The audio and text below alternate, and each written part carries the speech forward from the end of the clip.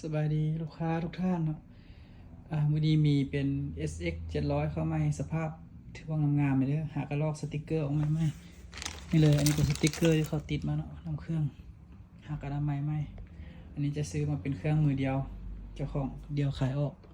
โมมีตำหนิเด้อหากระเซ็ตอนามัยแล้วนี่เลย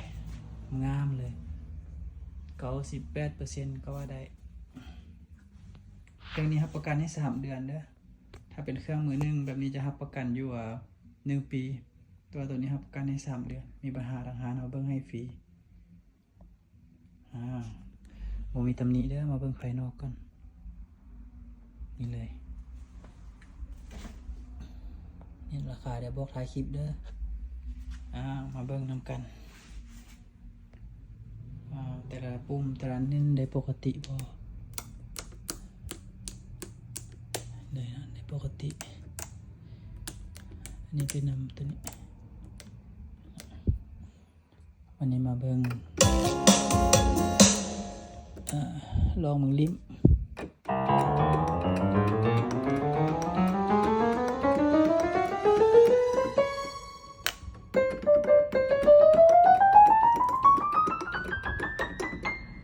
นี่เลยสำหรับใครที่สนใจก็มาเบิ่งมาลองเอาเนาะอันนี้ก็คันไผ่อยากให้มันงามๆเดิมๆอันนี้มันลอกตัวนี้ออกแต่ว่าอันนี้เราปะให้มันกันหอยถ้าเราลอกออกมันสิเป็นหอยในนี้เราลอกออกเนาะลอกมันจะไม่ไหม้ในนี้เด้อถ้าเราปะตัวนี้มันจะโบเป็นหอยก็เลยว่ามันจำเป็นปะไว้ลอก2 ข้างออกนี่หอยตัดขี้นี่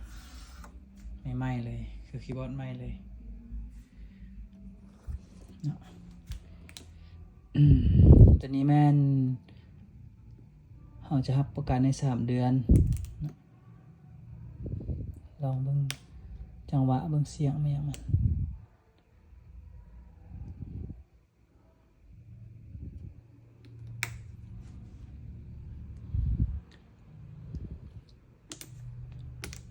อันนี้มันได้ลงแซมจะเป็นแซมมานำเครื่องอยู่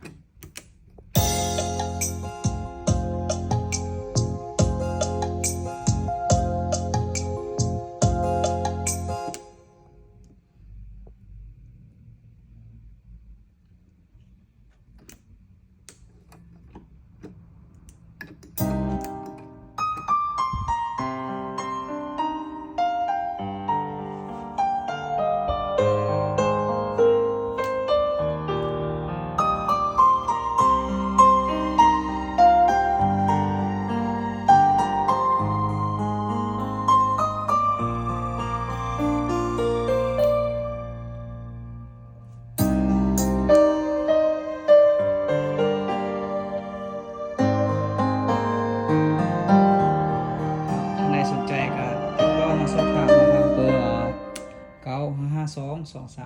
95522326จะมีของแถมขาตั้งคู่รุ่นที่ออกงานได้แข็งแรงมาตรฐานดีแล้วก็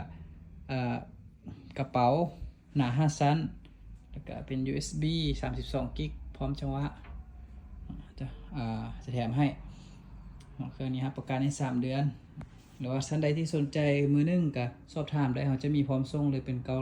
700แล้วก็เป็นมือ2 910 770 950SX 900 975 970 750เนาะจะมีเลยเด้อแล้วท่านใดสนใจรุ่นใดก็สอบถามมาได้เลยขอบใจลูกค้าทุกท่าน